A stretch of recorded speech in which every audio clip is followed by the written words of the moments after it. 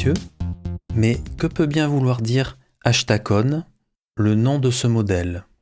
Ce nom vient du sanskrit, une langue indo-européenne qui est encore parlée par quelques minorités. Ashta veut dire 8 et kon n'est rien d'autre que le coin. En résumé, ce nom pour dire qu'il y a 8 facettes sur le capuchon et le corps de ce stylo. Alors, je n'ai pas l'habitude d'annoncer la couleur avant mes revues de stylo. Pourtant, ici je vais le faire. Vous êtes face à un stylo superbe qui vaut le détour, fait par un artisan qui vaut tout autant le détour. À cet instant, vous vous dites que le prix va valoir lui aussi le détour, mais dans le mauvais sens. Eh bien, vous vous trompez. Quant à la plume, il suffit de lui demander ce que vous voulez comme plume, une plume 6 ou une plume 8 si vous avez envie. S'il n'a pas accès à la plume, il vous demandera simplement de l'acheter vous-même, mais il vous fera tout ce qui est pas de vis et diamètre de façon à accepter la plume. Et s'il peut la commander ou la fournir avec le stylo, il le fera bien entendu. J'ai même vu des stylos faits par cet artisan avec des plumes anciennes comme par exemple une vieille Waterman 9. Cet artisan propose 7 modèles sur son site. Vous pouvez lui demander des tas de matériaux différents comme du bois, de l'acrylique, de la résine, de l'ébonite, etc. Si à la place d'un convertisseur vous préférez un vac filler system ou un piston filler system ou un shut-off, vous pouvez le demander, il sait faire aussi. Il a un large choix de clips différents. Il peut aussi vous mettre les anneaux que vous voulez. Et ça ne s'arrête pas là, car outre ces 7 modèles, vous pouvez lui demander, allez, je vais un peu être abusif, presque n'importe quoi. Il y a sur son compte Facebook des tas de stylos différents qui ont été commandés par différents clients et vous pourrez voir la variété est énorme. Il y aura bien entendu toujours des limites parce qu'on ne peut évidemment pas faire n'importe quoi avec tous les stylos. Il y a des limites de faisabilité. Il faudra bien entendu échanger avec lui. Et je peux dire pour avoir pas mal échangé avec lui parce que je possède 3 de ces stylos, les échanges se passent toujours très bien, sont assez rapides et toujours plaisants. Aucun problème de ce côté-là. Il est temps pour moi de lever le suspense. La compagnie qui a fait le modèle Ashkaton qui est devant vous est une compagnie indienne du nom de Phosphor Pens. Je vous mets le lien en dessous comme d'habitude. Et le nom de l'artisan qui s'occupe de cette compagnie est Monsieur Manoj Deshmukh. Je m'excuse si j'ai mal prononcé le nom. Mais je préfère prévenir car il y a quand même un inconvénient. Phosphor Pen reçoit énormément de commandes. Vous intégrerez donc avec votre propre commande une belle file d'attente. Je vous donne un ordre de grandeur basé sur ma propre expérience. Il faut compter environ 6 mois d'attente. Parlons prix quelques instants. Pour le modèle que vous avez en face de vous, s'il était avec une plume Jowo standard, et si vous retirez les 3 anneaux que j'ai fait mettre sur le capuchon, vous pouvez directement consulter le prix sur le site de Phosphor Pens. Je précise, le modèle Ashkaton, 8 facettes, avec une résine Conway Stewart. Mais sachez que pour un coût additionnel vraiment très raisonnable, vous pouvez faire rajouter les anneaux comme je l'ai fait là, ou encore remplacer le convertisseur par un vac filler ou un piston filler, et bien d'autres choses encore. Ceci fait partie des échanges qu'il faut avoir avec Phosphor Pens. Dans cette revue de stylo, il y a un autre invité de marque, la plume. Vous l'avez compris, quand vous commandez votre stylo chez Phosphor Pen, vous pouvez en rester à la plume standard Jowo, c'est inclus dans le prix du stylo, mais vous pouvez aussi demander une plume bien spécifique. Pour ce stylo, j'ai demandé une plume Canwright en or 14 carats en version Flex. Cette revue intégrera bien entendu le test de la plume pendant la session d'écriture et mon avis, en particulier pendant la conclusion. Nous voici sur le site de Phosphor Pens. Je voudrais vous montrer une ou deux petites choses. Alors sur l'onglet Home ici, vous avez les liens en particulier vers le compte Twitter de Phosphor. Nous irons y faire un petit tour rapidement après. Et bien entendu, l'onglet Pen Designs qui nous intéresse ici, avec la proposition de 7 modèles. Donc vous pouvez faire bien entendu la demande pour avoir et acheter ces modèles-là. Il y a des matériaux qui sont proposés. Pour chacun ici, vous avez à chaque fois la couleur ou le matériau avec des propositions, mais vous pouvez demander d'autres matériaux, etc. pour ces stylos, toujours par mail. Lorsqu'on retourne sur Pen Design, vous avez des propositions aussi de plumes pour customiser les stylos, donc de matériaux, et vous avez aussi pas mal de matériaux proposés à cet endroit-là, en particulier des bois et des choses comme ça. Ici, vous avez des propositions de plein de clips différents. Tiens, on va y faire un petit tour si vous voulez.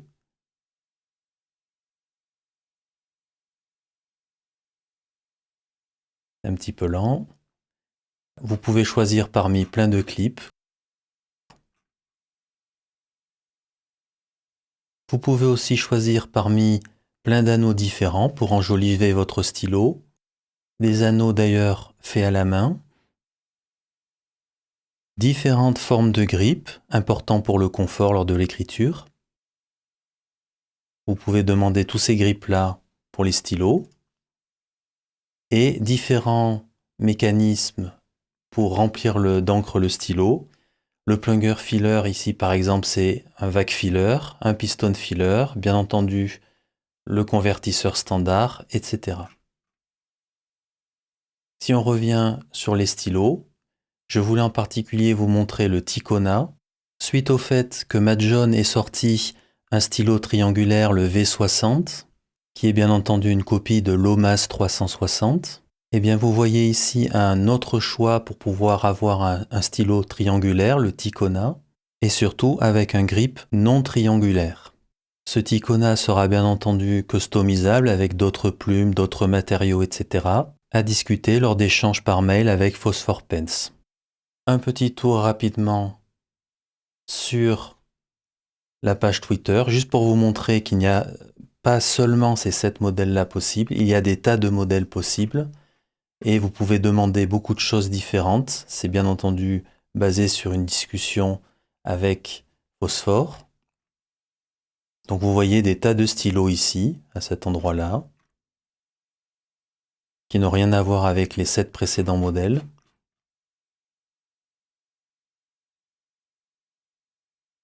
Typiquement, vous pouvez même aller jusqu'à demander, ici, quelqu'un lui a demandé un stylo de façon à pouvoir mettre une ancienne plume Montblanc de taille 12. Le stylo a été construit de façon à accueillir cette plume.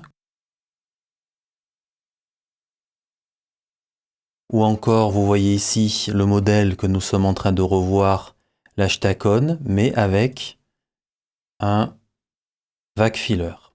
Tiens, et d'ailleurs, ce modèle a aussi été customisé avec une plume Bock taille 8 en titane. Il y a ici plein de modèles différents faits à la demande d'acheteurs.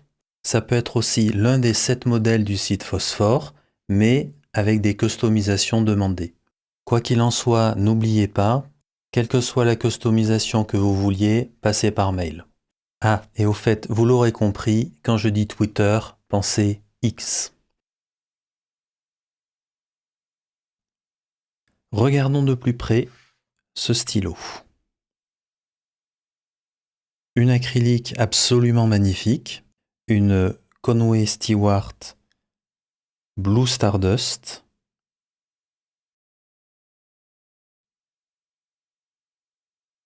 Vous avez bien entendu les 8 facettes, je rappelle Ashta. Et quel que soit l'endroit d'où vous démarrerez le vissage, les facettes se raligneront parfaitement. Je peux démarrer d'un autre endroit et on va voir le ralignement se faire. Je vous expliquerai après comment l'alignement se fait. En tous les cas, c'est impeccable. On jette un petit coup d'œil côté finial, très simple. C'est un petit peu en dôme. De l'autre côté ici. L'intégration des anneaux est absolument parfait. Je parie que le polissage a été fait avec les anneaux présents, ce qui a grandement amélioré l'intégration. Alors, je vais juste faire une petite parenthèse, car initialement, j'avais commandé sur ce stylo du bronze à la fois pour les anneaux et pour le clip. Et j'ai changé au dernier moment mon choix d'anneau, mon choix de clip, et j'ai pris un clip doré. Donc le stylo m'est arrivé avec des anneaux en bronze et un clip doré, ce qui est totalement de ma faute, je le redis, mais ça ne me dérangeait pas tellement puisque j'ai redoré moi-même les anneaux. En résumé, la dorure de ces anneaux a été faite par moi. Je tenais à le préciser. Mais encore une fois, je le redis, c'est totalement corrélé à ma décision personnelle. Ici, l'intégration au niveau du clip. Alors, ça a été découpé à cet endroit-là pour intégrer le clip. C'est très bien fait une fois de plus. Quand je passe le doigt à ce niveau-là, je ressens à peine la découpe. C'est très très léger. De même ici, quand je passe le pouce sur le bout du capuchon, c'est très doux, ça ne pose aucun problème. En résumé, d'un point de vue extérieur, c'est vraiment un très beau stylo, parfaitement bien manufacturé. On ouvre le stylo. Du côté du pas de vis, ça fonctionne très bien, aucun problème. Et maintenant, on va regarder le nombre de tours. 1, 2, on va dire entre 2 tours un quart et 2 tours et demi pour ouvrir le stylo. À l'intérieur, nous avons un méplat pour enfermer la plume. J'espère que vous arrivez à le voir, je pense que c'est visible ici. Et ce méplat est très important car c'est ce qui va justement permettre l'alignement des facettes. Je m'explique. Le méplat va s'appuyer ici sur la zone à cet endroit-là. Le blocage va se faire entre le méplat et ici le bout du grip. Et c'est ce qui fait que l'arrêt va se faire au niveau de l'alignement des facettes. Surtout ne forcez pas comme une mule quand vous revissez le stylo, parce que si vous forcez comme une mule, eh bien vous allez désaligner à cet endroit-là. Donc il faut juste y aller tranquillement, les facettes se réalignent sans problème, le stylo ne s'ouvrira pas tout seul, je veux dire, ça fonctionne très bien, mais voilà, il ne faut pas forcer. Par ailleurs, ça a bien entendu le bénéfice aussi d'enfermer la plume pour qu'elle ne sèche pas. Et de facto, tout va bien de ce côté-là. Je n'ai pas observé que la plume puisse sécher avec le temps.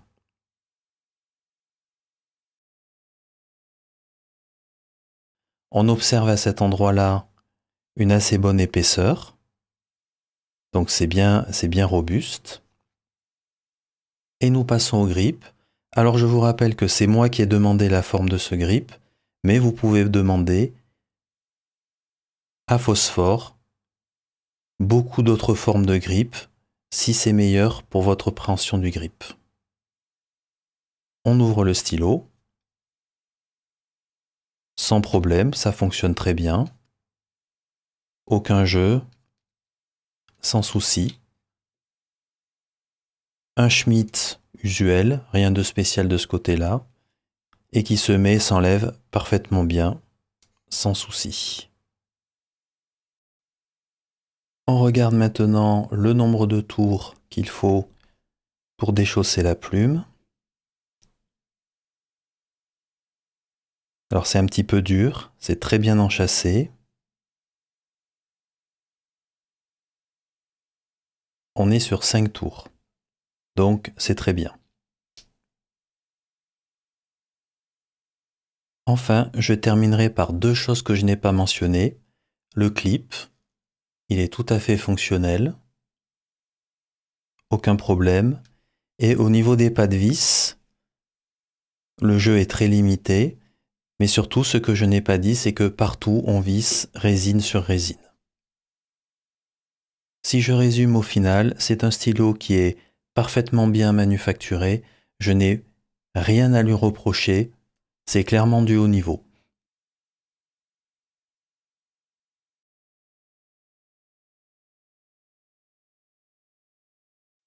Quelques mots sur la plume que j'ai demandée à Phosphore. C'est une plume Canwright en or 14 carats flex.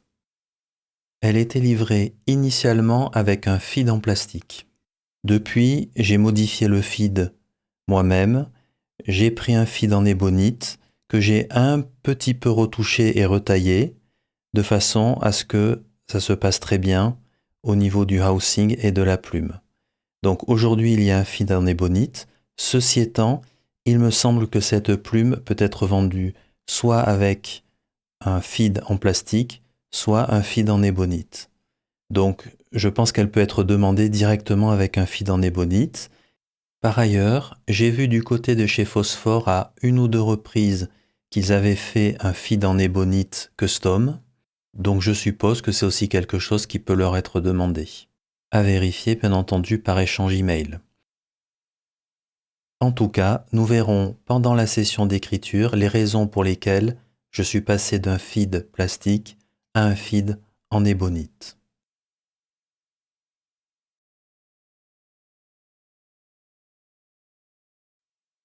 Nous passons à la pesée. Le stylo complet pèse 35 grammes. En tout cas, ce qu'il y a de pratique, c'est qu'il ne peut pas rouler. Le capuchon, environ 15 grammes. 35 moins 15 égale 20 grammes. 20 grammes pour le corps du stylo, ce qui représente pour un stylo plume un poids tout à fait moyen.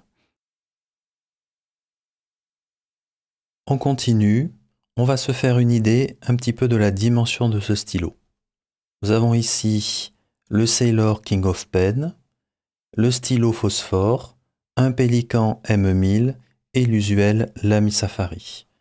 Les deux stylos qui sont de même longueur sont le King of Pen et le stylo Phosphore.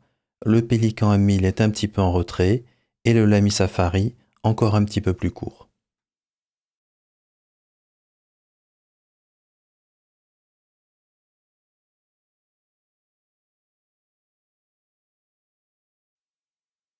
Une fois les capuchons retirés, nous pouvons voir que le Sailor King of Pen et le stylo Phosphore sont de même longueur. Le Pélican M1000 est un tout petit peu plus long. Quant au Lamy Safari, il est un tout petit peu plus court que le King of Pen et le Phosphore Pen.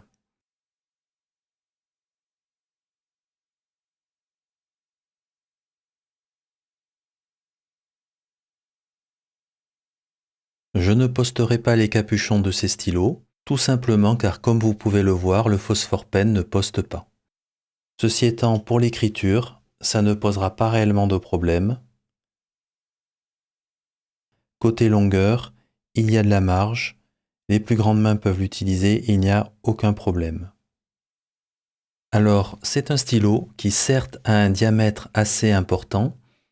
Si par exemple je mets le King of Pen à côté, nous pouvons voir que le Phosphore Pen soutient la comparaison en termes de diamètre sans aucun problème.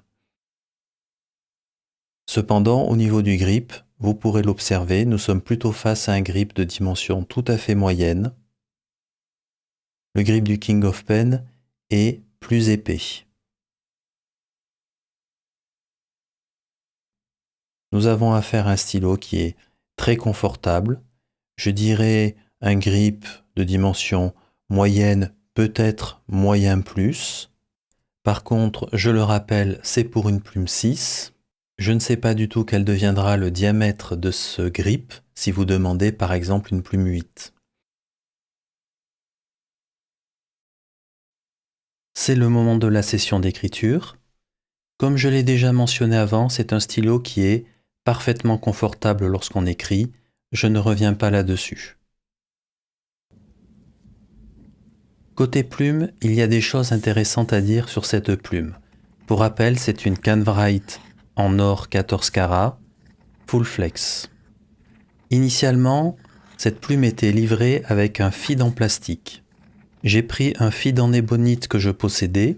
Il a fallu que je le retaille un petit peu de façon à ce que les ailes de la plume ne s'écartent pas. Ceci veut dire diminuer la pression qu'il y avait entre le feed et la plume. J'ai aussi très légèrement poncé la zone du feed qui rentre dans le housing, de façon à ce que tout s'ajuste parfaitement entre plume, feed et housing. Tous ces ajustements doivent être faits avec attention et tout doucement, tranquillement, car il y a le risque d'aller trop loin et de se retrouver avec des écoulements d'encre dans le capuchon, en particulier lorsque le grip sera orienté vers le bas. Au final, ça s'est bien passé, mais je dois avouer que c'est une opération dont je ne suis pas trop fan. N'étant pas un professionnel, je peux vraiment me rater dans cette opération-là. Cependant, je pense que c'est une opération qui est évitable.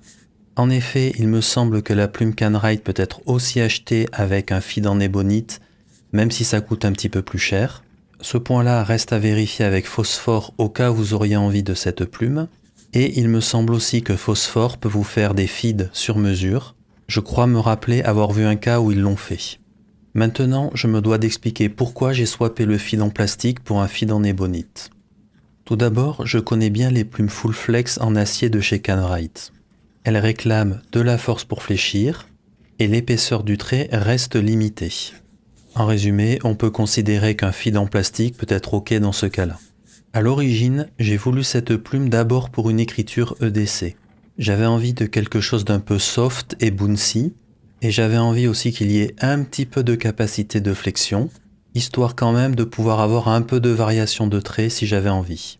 Et tout ça, bien entendu, sur une plume de taille extra fine, afin de pouvoir garder un trait fin. La plume que j'ai reçue correspond très bien à ce que je viens de vous décrire. Cette plume avec un feed plastique fonctionne vraiment très bien dans ce sens. On peut parfaitement l'utiliser comme une plume EDC. Elle est excellente dans ce cadre-là. Cependant, dû au feed plastique, lorsqu'on commençait à faire du flex, la plume se mettait à railroad assez vite. Et ça, c'est parce que j'ai eu une excellente surprise avec cette plume. Alors que les plumes full flex en acier ont des capacités de flex assez limitées, celle-ci en or a vraiment de très belles capacités de flex. Du coup, si je faisais de petits fléchissements avec le feed ébonite, ça passait. Mais dès que je commençais à un peu utiliser les capacités de la plume, c'était ingérable avec un feed en plastique. D'où ma grosse motivation pour passer ce feed en plastique vers un feed en ébonite. Et là, je vous laisse juger par vous-même, dans ce test d'écriture, comment la plume réagit et les capacités de flex importantes de cette plume. Je n'ai aucun doute, c'est une très bonne plume flex. Au final, cette plume est excellente. En premier, si l'aspect flex ne vous intéresse pas, mais que c'est plus l'aspect bouncy et soft qui vous intéresse, restez avec le feed plastique. Si c'est l'alliance de pouvoir vraiment écrire EDC plus de pouvoir faire du bon flex, prenez un feed en ébonite. Si vous l'utilisez façon EDC, elle fait probablement partie des meilleures plumes 6 aujourd'hui. Par contre, attention, ça reste une plume extra fine, elle a pas mal de feedback. Et grâce à un feed en ébonite, elle devient une très bonne plume flex avec un ressort tout à fait correct. Je trouve cette plume tout à fait excellente.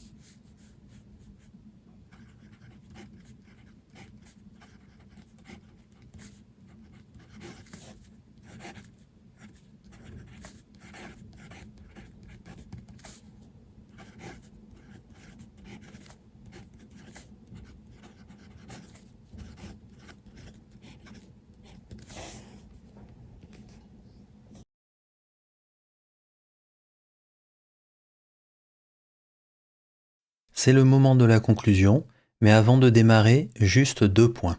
Je vous avais promis pendant la vidéo de vous montrer 2 autres stylos phosphore. Vous trouverez une partie additionnelle à la fin de la conclusion. Ensuite, dans cette conclusion, je ne parlerai pas de la plume Canwrite, car je vous rappelle que vous pouvez commander d'autres plumes chez Phosphore avec ce stylo, et toute l'analyse de cette plume Canwrite est dans la session d'écriture. Qu'est-ce que j'ai aimé dans ce stylo? Tout d'abord, un manufacturing qui est excellent. Ça n'est pas un des stylos les plus faciles à fabriquer à cause des facettes, et pourtant je n'ai rien à lui reprocher. Les 8 facettes sont parfaitement dessinées, les alignements se font entre le capuchon et le corps du stylo, le clip fonctionne très bien, les anneaux ont une très belle intégration malgré le fait que ce soit un stylo et des anneaux avec 8 facettes. Côté matériaux, vous avez le choix, mais je ne vous cache pas que j'aime beaucoup cet acrylique de chez Conway Stewart. De plus, ce matériau est épais sur tout le stylo et le polish est très beau. Le stylo est très confortable à l'écriture et je vous rappelle que vous pouvez demander la forme de grippe qui vous sied le mieux. Et dernier point, vous avez plein d'options possibles. Si vous préférez un vac ou un piston filler avec ou sans fenêtre, c'est possible. Avec ou sans anneau, c'est possible. Une plume différente en taille 6 ou en taille 8, c'est possible. Différents matériaux, c'est toujours possible. Un autre clip, c'est votre choix. Du côté de ce que j'ai moins aimé, premièrement, le capuchon ne peut pas être posté à l'arrière. Ceci étant, ce n'est pas réellement nécessaire car même les grandes mains peuvent utiliser ce stylo non posté. Et enfin, le délai d'attente qui peut être assez long entre le moment où vous passerez la commande et le moment où vous recevrez le stylo. Dernier point, si vous pensez que le prix pourrait être exorbitant, sachez que ce n'est pas du tout le cas. Il vous suffira juste d'aller sur le site de Phosphore Pens et de jeter un coup d'œil aux 7 modèles initiaux proposés. Puis allez faire un petit tour sur le site de Leonardo pour aller voir les stylos facettés. Par ailleurs, je vous laisse le Leonardo et je garde mon Ashtacon. Cette revue de stylos fut plus dense que d'habitude, mais elle me tenait vraiment à cœur.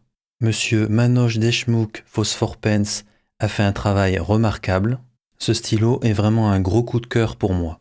C'était la revue du stylo plume Phosphore Pens Ashtacon, fait avec une acrylique Conway Stewart Blue Stardust. Je vous remercie pour votre attention et à bientôt.